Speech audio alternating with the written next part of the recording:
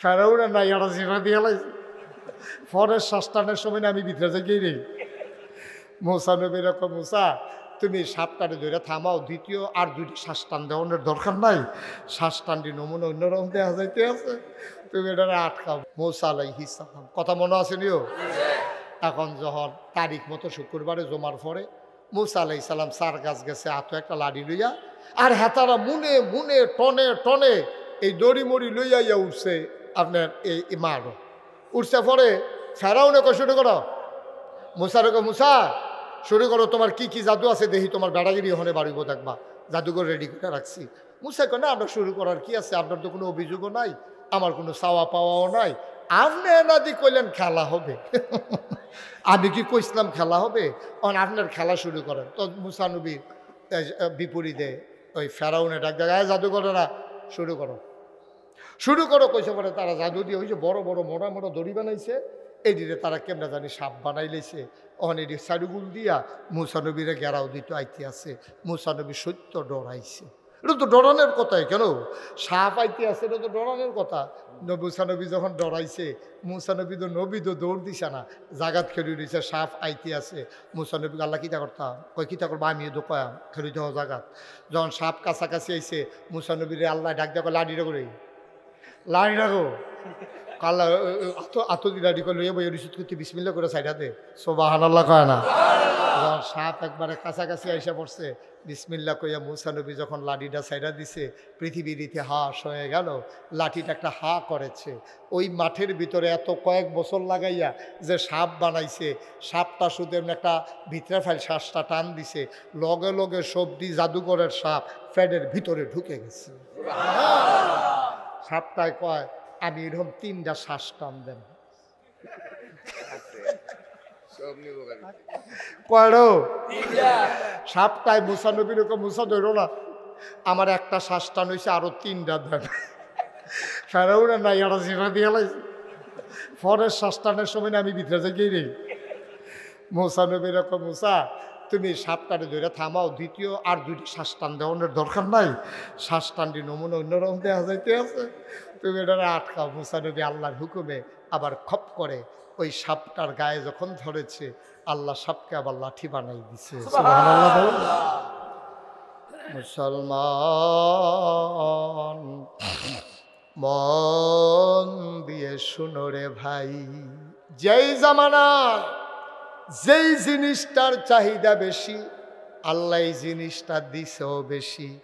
মুসা আলাইহিস সালামের লাঠির কাছে ওই তার ফেরাউনের সমস্ত জাদু একসাথে শেষ হয়ে গেল।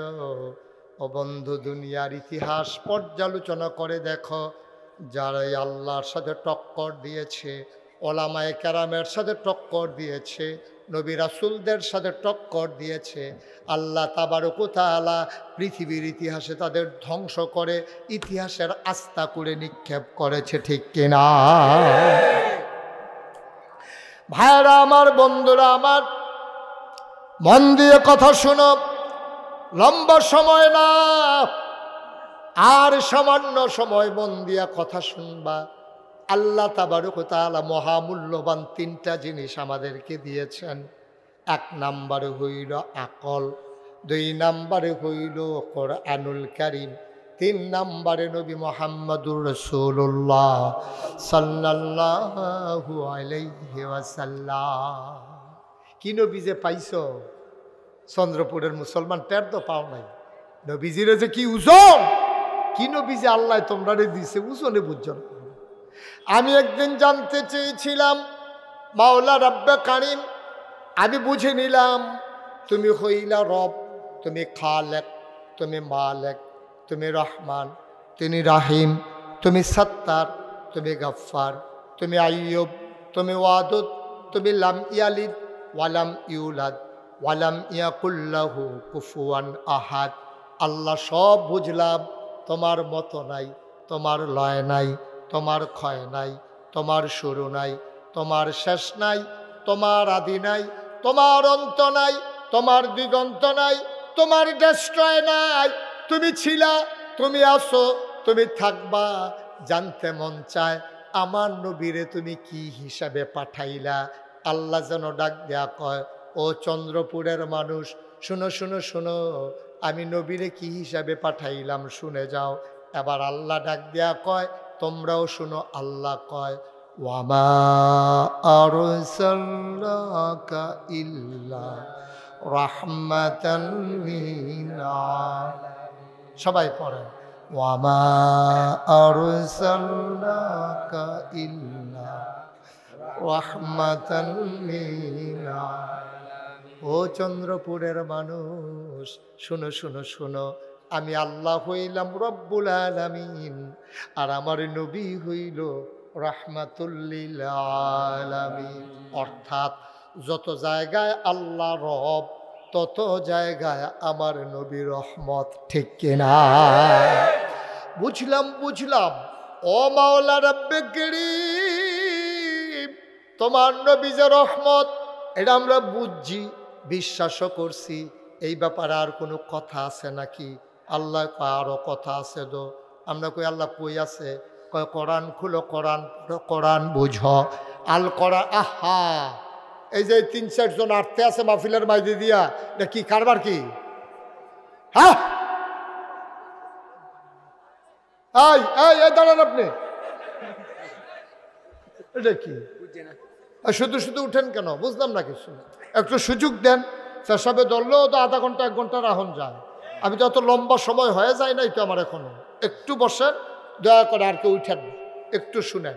প্রত্যেক দিন মুশতাক ফৈজি এসে বসে থাকেন, ইচ্ছে করলেই আবার আসতে পারবো না।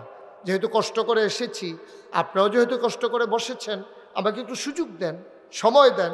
তারপরে ইনশাআল্লাহ আমরা একসাথে দোয়া করে যাব, আল্লাহ যেন কবুল করে। সবাই করা আমিন। যেই কথাটুকুন বলছিলাম, তাইলে আমরা জিজ্ঞেস করলাম, আল্লাহ শুনলাম নবীজি রহমাতুল লিল আলামিন, এই ব্যাপারে আর কোনো কথা নাই?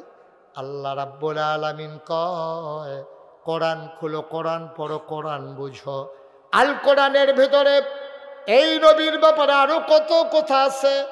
উল্টে দেখি আল্লাহ কয়, ফাবিমা রাহমাতিন মিনাল্লাহি লিনতা লাহুম ওয়ালাউ কুনতা ফাজ্জান গালিজাল কলব লানফাদ্দু মিন হাওলিক ফা'ফু আনহুম ওয়াস্তাগফির লাহুম ওয়াশাবিরহুম ফিল আমর ফাইজা আযামতা ফাতাওয়াক্কাল আলাল্লাহ ইন্নাল্লাহা ইউহিব্বুল মুতাওয়াক্কিলিন। আল্লাহ কয়, শোনো ও নবী, নবী গো শুনেন শুনেন শুনেন। ফাবিমা রাহমাতিন মিনাল্লাহ, আল্লাহর পক্ষ থেকে আপনাকে যে রহমত দেওয়া হয়েছে, লিনতা লাহুম, আপনার মনটাকে আমার আল্লাহ নরম করে বানাইছে। নবীর মনটা গরম না নরম? নরম না গরম? কম না বেশি? প্রমাণ আছে নাকি নাই? নবীর মনটা কত নরম। মন দিয়ে শোনো রে ভাই, কেন নরম বানাইছে? আল্লাহ কয়, ওয়ালাউ কুনতা ফাজ্জান গালিজাল কলব, আমি যদি আপনার মনটারে শক্ত বানাই দিতাম, আপনি যদি কর্কশবাসী হইতেন, আপনার আচরণ যদি হইতো খারাপ, লানফাদ্দু মিন হাওলিক, আপনি দেখতেন আপনার চতুর্পার্শ্বে মৌমাছির মতো যারা গুনগুন গুনগুন করে, আপনার গান গায়, আপনার প্রশংসা করে, আপনার মহব্বতে দরুদ পড়ে, আপনাকে ছেড়ে যেতে চায় না। লানফাদ্দু মিন হাওলিক, যদি আপনার মনটা শক্ত করে বানাইতাম, তাইলে আপনি দেখতেন আপনার চতুর্পার্শ্বের মানুষগুলো আপনাকে ফেলে রেখে দূরে সরে গেছে। বলেন নাউজুবিল্লাহ। তাইলে নবীর মনটা নরম না গরম? কথা কথা, গরম না নরম? সাংঘাতিক নরম। কিরকম নরম দেখেন, 2-1টা কথা বললেই বুঝবেন। নবীজি একদিন আবু বকর সিদ্দিককে ডাক দিয়া, আবু বকর, আল্লাহ আমাকে ডাক দিয়া বলছে যে প্রস্তুত থাক। একটু চুপ করে শুনেন। আল্লাহ তাবারক ওয়া তাআলা নবীকে ডাক দিয়ে বললেন, ও নবী, আপনি বোধহয় মক্কায় আর থাকতে পারবেন না। নবীজি এই কথাটা কাউকে বললেন না, কানে কানে আবু বকর সিদ্দিককে ডেকে বলে দিলেন, আবু বকর, ও আবু বকর, আবু বকর রে, মনে হয় আমার বোধহয় আর মক্কায় থাকা হবে না, তুমি তৈরি থেকো। সুবহানাল্লাহ কইতেন না? সবাই একটু দয়া করে শুধু আমার দিকে তাকাই থেকেন। হ্যাঁ, এই ছেলে, এই ছেলে বসো, এদিকে আসো, এদিকে আসো। তুমি ওমা কথা শুনে না করো, যাও এখানে যাও, না আগের জায়গায় যাও, আগের জায়গায় যাও, যখন তুই টেকে সেখানে যাও। হ্যাঁ, আবার বলো কেন উঠছিলা, বলো।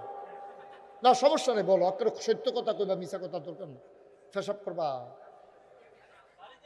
বাজ্যে বাগা হয়, এই ওয়া চালাই যাবে সে বাজ্যে গিয়া বুঝছে না, সিফা দিয়ে বইয়া থা হয় তো বাজ্যে বগা। আমরা আর বাড়ি নেই, তুমি একটা বাড়িও লইছ, আমরা বাদ যেতাম না। আমিন ক।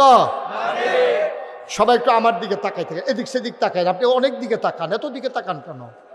হ্যাঁ, শুধু আমার দিকে তাকাই থাকেন। আমিন কর, জুড়ে কর, আরো জুড়ে।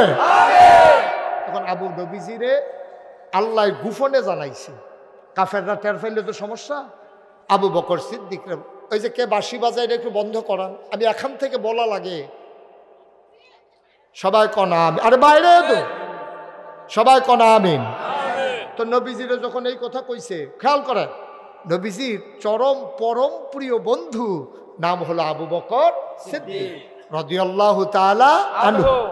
নবীজি গিয়া আবু বকর, কথা তো একটা হইছে, কেউ এর কাছে কোয়ার দরকার, আহা কেউ এর কাছে বলার দরকার নাই।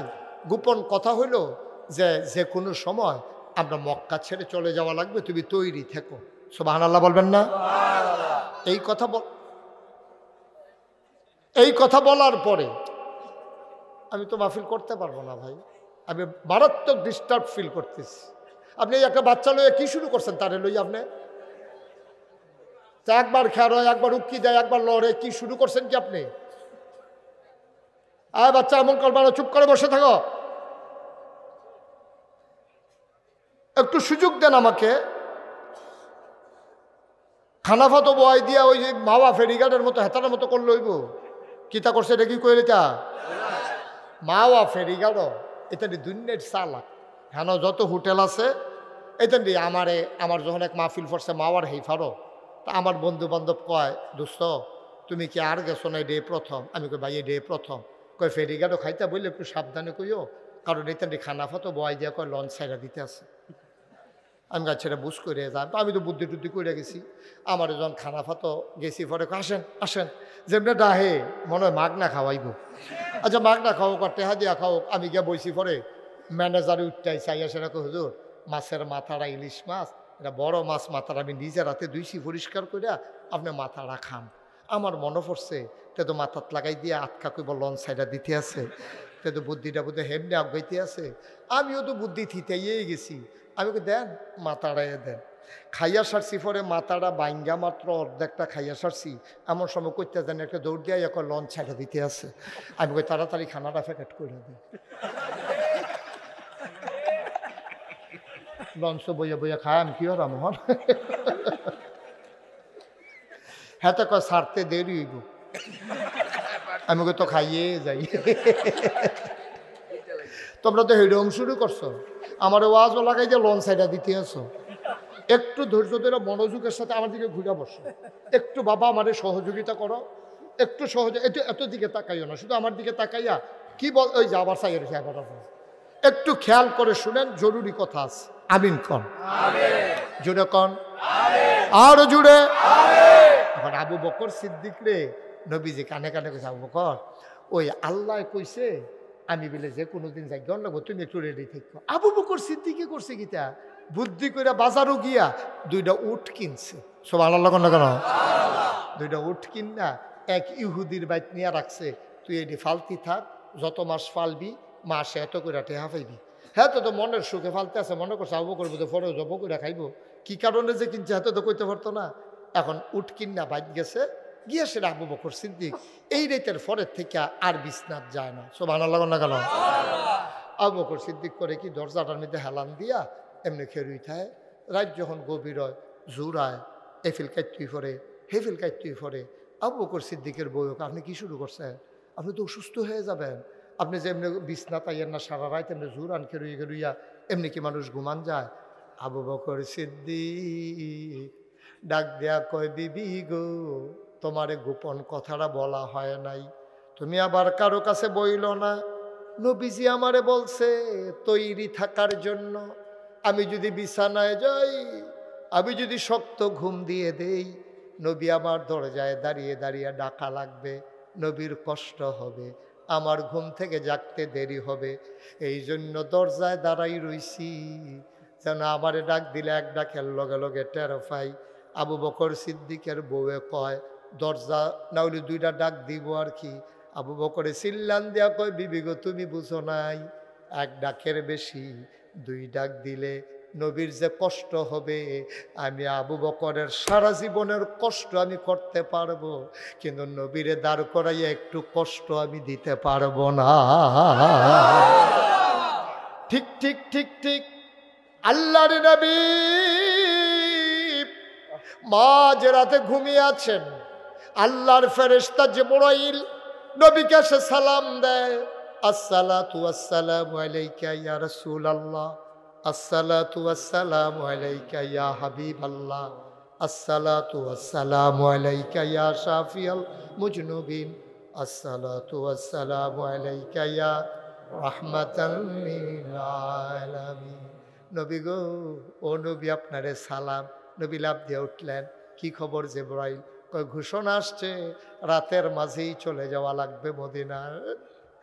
আল্লাহর নবী দিলেন দৌড়, আবু বকরের দরজায় গিয়ে দাঁড়ালেন, আস্তে করে একটা টোকা মারলেন, আস্তে করে ডাক দিলেন, আবু বকর।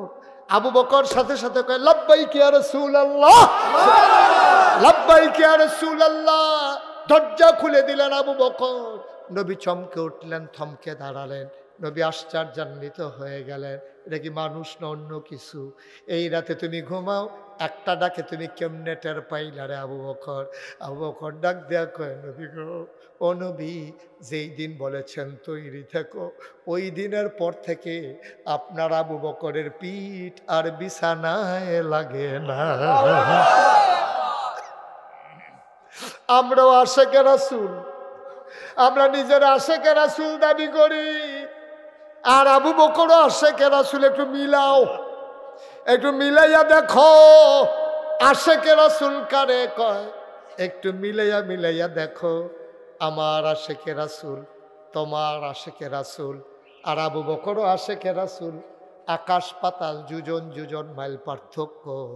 যারা নবীর কষ্ট হবে শুনে দিনের পর দিন, সপ্তাহের পর সপ্তাহ, মাসের পর মাস পিঠ বিছানায় লাগে না, তারাই হইল প্রকৃত আশেকে রাসূল, ঠিক কিনা? আর আমরা আশেকে রাসূল দাবি করি, বিড়ির গন্ধে লগে দিয়ে আড়ন যায় না।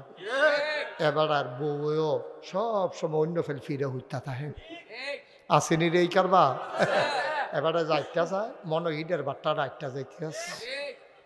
আব্বা এত সোজা মনে করছে, এত সোজা মনে করছে। নবীজি আহা কষ্ট হইতেছে বোধ হয় না? আশেকে রাসূল কারে কাজ বুঝা যাইবে, আচ্ছা টের পাইবা, এগুলো দেখবা। মারহাবা কয় না রে? এবার আল্লাহর নবী বের, কথা মনে রাখেন, কথা ভুলে যাওয়া যাবে না।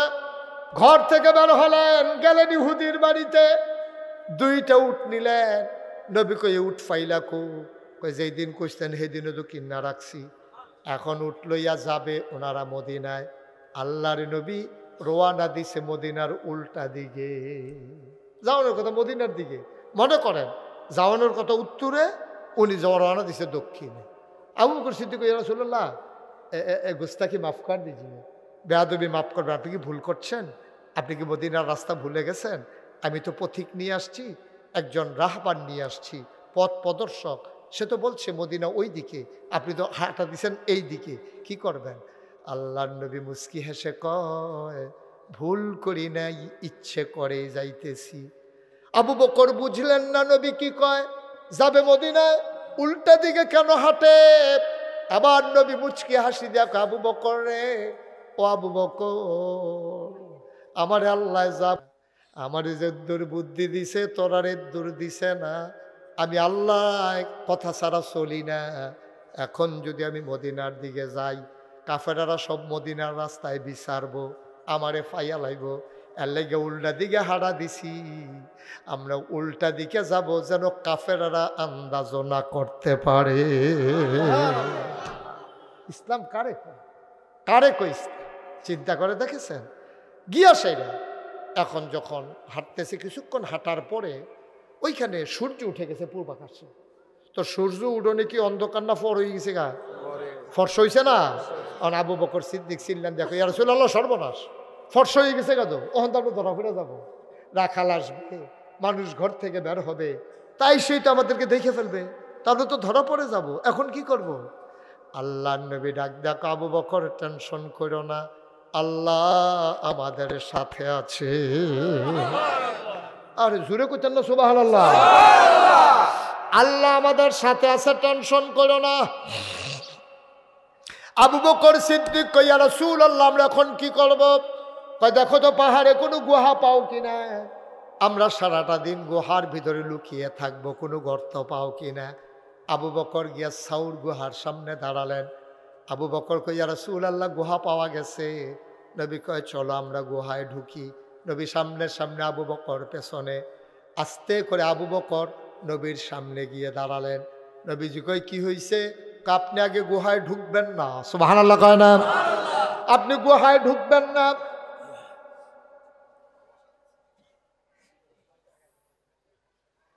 আপনি গুহায় ঢুকবেন না, গুহায় ঢুকবো আগে আমি। সুবহানাল্লাহ কয় না? আল্লাহর নবী কয় কেন তুমি আগে ঢুকবা? গুহায় ঢুকবো আগে আমি। কয় নবী গো আপনি আগে গুহায় ঢুকবেন না। কয় কেন গুহায় ঢুকবো না? কয় পাহাড়ি গুহা, পাহাড়ি গর্ত, সাপ থাকতে পারে, বিচ্ছু থাকতে পারে, আপনারে কামড় দিয়ে ফেলবে, এই জন্য আমি আগে দেখব গুহায় কোনো সমস্যা আছে নাকি, তারপরে আপনি ঢুকবেন। নবীজি চোখের পানি ছেড়ে দিলেন, জড়াইয়া ধরলেন আবু বকরকে। ডাক দেখ আবু বকর, আমি গুহায় ঢুকলে সাপ আমারে কামড়াবে, তুই ঢুকলে কামড়াবে না।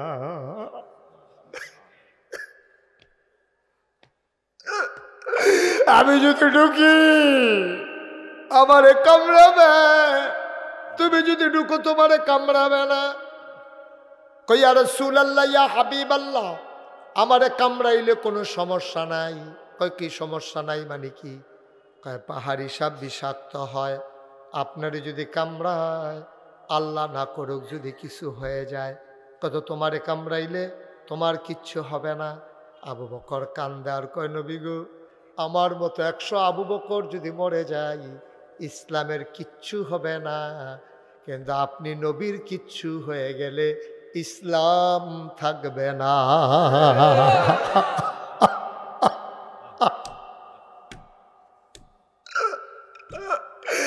আপনার যদি কিচ্ছু হয়ে যায় ইসলাম শেষ।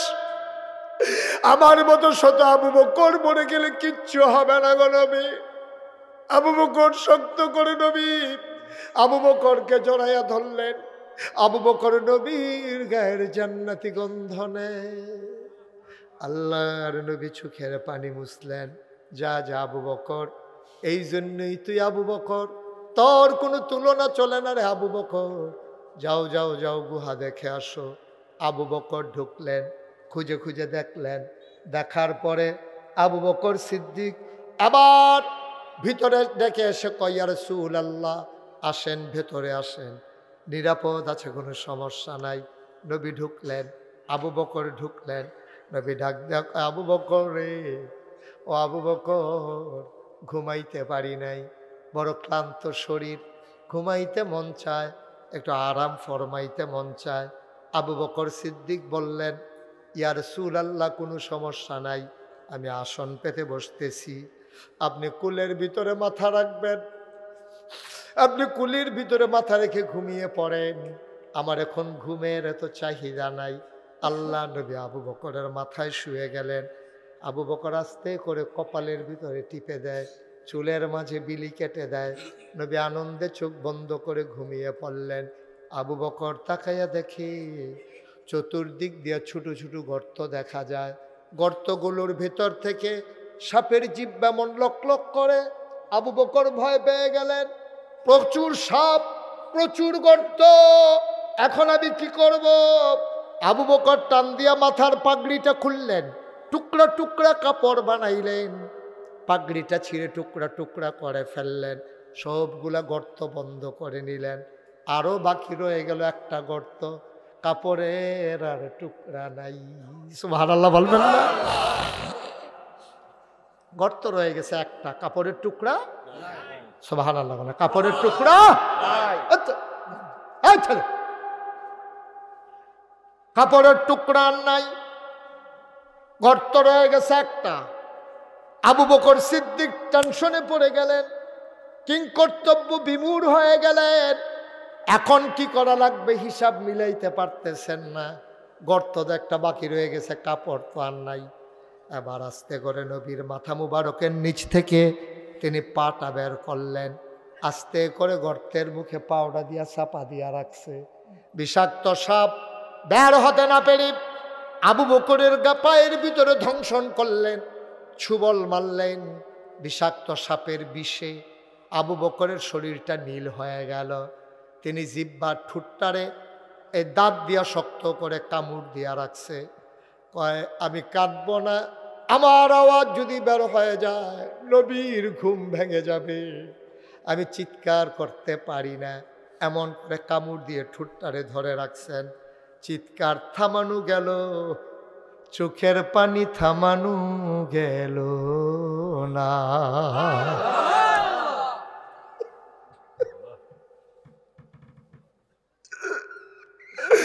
চিৎকার থামানো গেল, মুখের আওয়াজ নয়। আবু বকর থামাইলেন, চোখের পানি ধরে রাখার ক্ষমতা তো আবু বকরের নাই। চোখ বেয়ে বেয়ে বিশ্বের যন্ত্রণায় 2 ফোঁটা পানি টপ টপ করে নবীজির গাল মোবারকে পড়ে গেল। নবী চমকে উঠলেন, নবী থমকে দাঁড়ালেন, নবী আশ্চর্যান্বিত হয়ে গেলেন।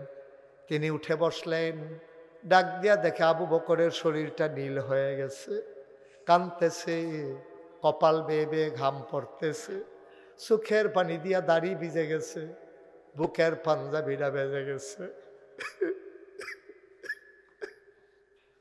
মায়ার নবী সহ্য করতে পারে না। আবু বকর, ও আবু বকর, বাড়ির কথা মনে পড়ছে নাকি? কেন কান্দস রে আবু বকর? নিশ্চয়ই তোর বাড়ির কথা মনে পড়ছে। আবু বকর সিদ্দিক ডাক দেখো, ইয়া রাসূলুল্লাহ, আপনি একটা কথা বললেন, যেই মক্কার মানুষ 3 দিন ধরে বাচ্চা খাবার পায় না, মায়ের আপনার দরজায় দাঁড়িয়ে থাকে, আপনি যখন ঘর থেকে বের হন আপনার চেহারার দিকে তাকাইলে 3 দিনের না খাওয়া বাচ্চারা কান্না ভুলে যায়। সুবহানাল্লাহ কয় না? আর আমি আপনাকে কুলে নিয়ে আপনার চেহারার দিকে তাকাইয়া বাড়ির কথা মনে করে কানবো, এটা আপনি বুঝলেন কেমনে? এটা কিভাবে সম্ভব গো নবী, কিভাবে সম্ভব?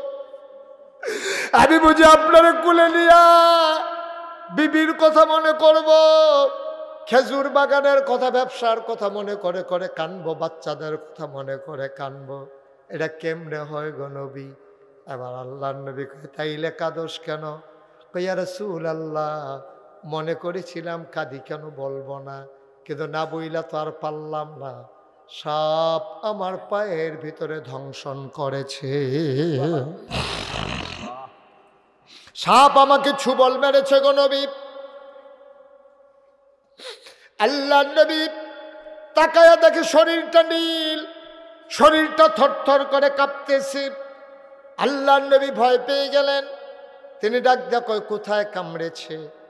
আবু বকর পা দেখিয়ে দিলেন, ইয়া রাসূলুল্লাহ, এই জায়গায় সাপ ছুবল মেরেছে। কি নবী আমার? আঙ্গুল দিয়ে আস্তে করে একটু লালা লাগাইলেন, জাব্বা থেকে একটু লালা লাগাইয়া যেখানে সাপ কামড় দিয়েছে ওইখানে লাগাই দিলেন। আবু বকর কয়, পৃথিবীর মানুষ সাক্ষী থাকো, খোদার কসম, নবী লালাটা লাগানোর সাথে সাথে সাপ কামড়ানোর আগে পাটা যত আরামে ছিল, লালাটা লাগানোর পরে পরে আমার পাটা জীবনে এত আরাম আর পায় না।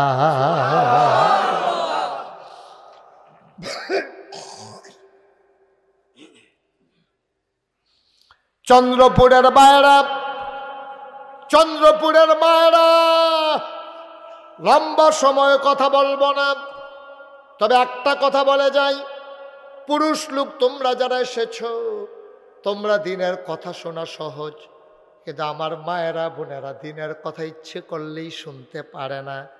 আশেপাশে বাড়ি আছে নাকি নাই? আমার মায়েরা কান পেতে শোনো, তোমাদের জন্য একটু ওয়াজ করে যাই গো মা। মুশতাক ফয়েজি কোনোদিন যদি আর না আসে, কোনোদিন যদি তোমাদেরকে না ডাকে, মনে রাখবা আমি এসেছিলাম গো আম্মা। মলচন্দ্রপুরের মায়েরা, নাগাইশের পীর সাহেব তোমারে আম্মা ডাকে গো, তোমার মর্যাদা তুমি বুঝলা না, ঠিক কিনা? আমার মায়েরা,